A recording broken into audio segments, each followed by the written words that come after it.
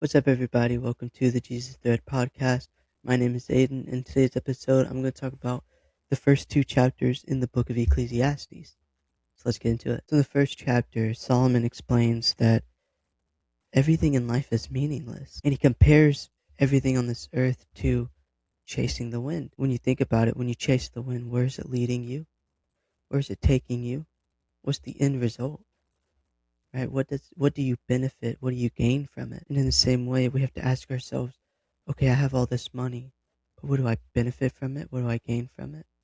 If it's not for the Lord, and if I'm not stewarding it for the Lord, if you have money and you're stewarding it well, then obviously keep doing that. That is what you should do.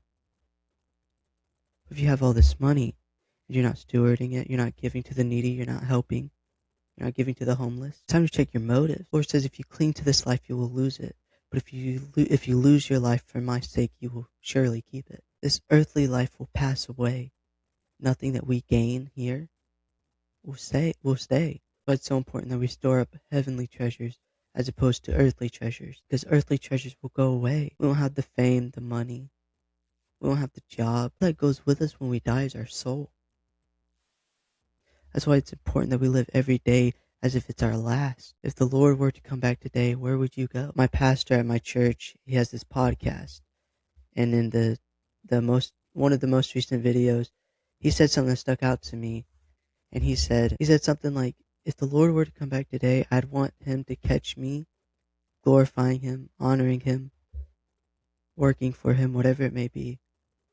And I was like, you know what? You're so right.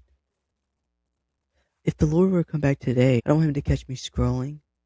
I don't want him to catch me, playing a video game that doesn't glorify him. I don't want him to catch me doing something if it's not going to be beneficial.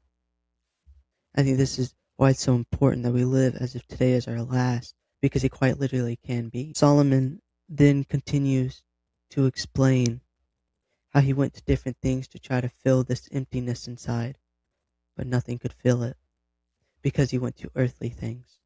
He went to worldly things.